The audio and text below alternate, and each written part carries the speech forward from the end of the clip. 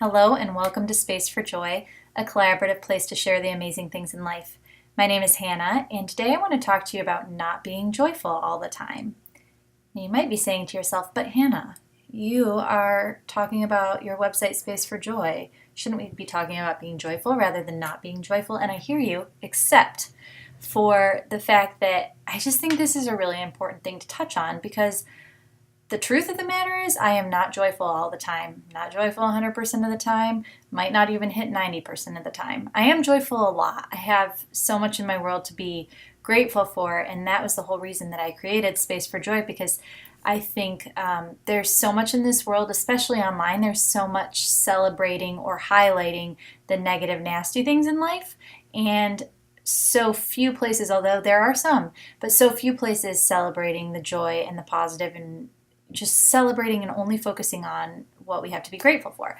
However, that does not mean that I am joyful all the time, not even by a long shot. That would be a beautiful thing if I were, and one of my goals is to experience as much joy as much of the time as humanly possible because that's a very lofty, important goal for me. But I just wanted to talk about not being joyful all the time and actually how working through that can be something that does contribute to your joy, which is an interesting, like, paradoxical thing. Like, wait, me not being joyful can end up making me joyful?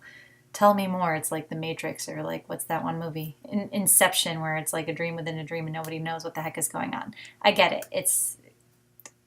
We'll talk about it. So, and the reason too that I wanted to talk about this also is because when the idea for Space for Joy popped into my head, the website itself was born very quickly. And when I created it, it popped up within 2 days after I started going for it, and which really led me to believe that this was a space that wanted to be in the world, because I feel like when you're in that flow and things come easily, it's because they want to be here. But before I pulled the trigger and before I went and did the whole finding a domain and making the website and doing that whole process, and I was thinking through and the little seed for an idea of spaceforjoy.com sprung into my head, I said to myself, I'm not qualified to run a website called Space for Joy because I'm not joyful all the time. And in retrospect, it's kind of funny because I just think now, like, who is joyful 100% of the time? I don't think, if we're being honest, that anybody is all of the time.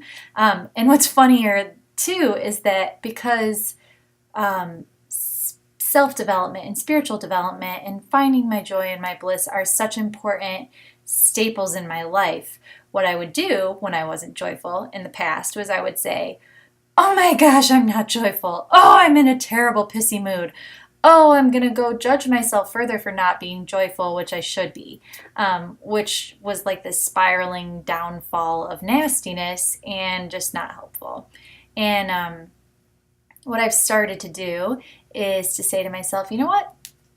I am feeling X, Y, and Z, or X, Y, or Z, whether it's irritated or tired or cranky or over it or whatever of the feelings that I'm feeling that are coming up. I really work to look at them and say, interesting, that's an interesting point of view. And that's it. So not attaching judgment to it, because moving through those things, and especially going through those really dark nights of the soul and being on the other side of them and looking back and saying, oh my gosh, look what I came through and look where I'm at now. It really helps you to appreciate the joy. I mean, think about it. If we were walking around in total joy all the time, there would be no challenges, no things for us to overcome, and we wouldn't be able to have that comparison of, oh, that's how I felt when it was gross, but now look how I'm feeling. Wow, what a gift this truly is. You know, if you have something and you've always had it, you don't realize what it's like not to have it, and it can be more difficult to appreciate it. Again, another thing that I'm working on is like, you know what? I really want to be joyful much of the time. I want to be blissful much of the time. I am going to be grateful even for these things that I have historically kind of taken more for granted, so that it's this constant thing in the forefront of my mind. And Space for Joy is honestly, that was the whole purpose, is I wanted this gratitude and excitement and joy and verve for life to be forefront in my mind. So, just maybe thinking about joy a little bit differently, especially those unjoyful times. So I would love to hear from you. If you have been one who, like myself, used to be judgmental and mean to yourself when you're not feeling joyful, what's one thing that you can do to try things a little bit differently today? Please comment and let me know. And if you have anything else to share, please do. And if you haven't already been on spaceforjoy.com, I encourage you to go over there and share something joyful. And check out the things other people have shared. You can share pictures, you can share stories, you can share anecdotes, something you saw on the street that just filled your heart with joy, whatever you'd like. I would love to see you there. So thanks for stopping by today. I hope that this was of value to you, and I will see you next time.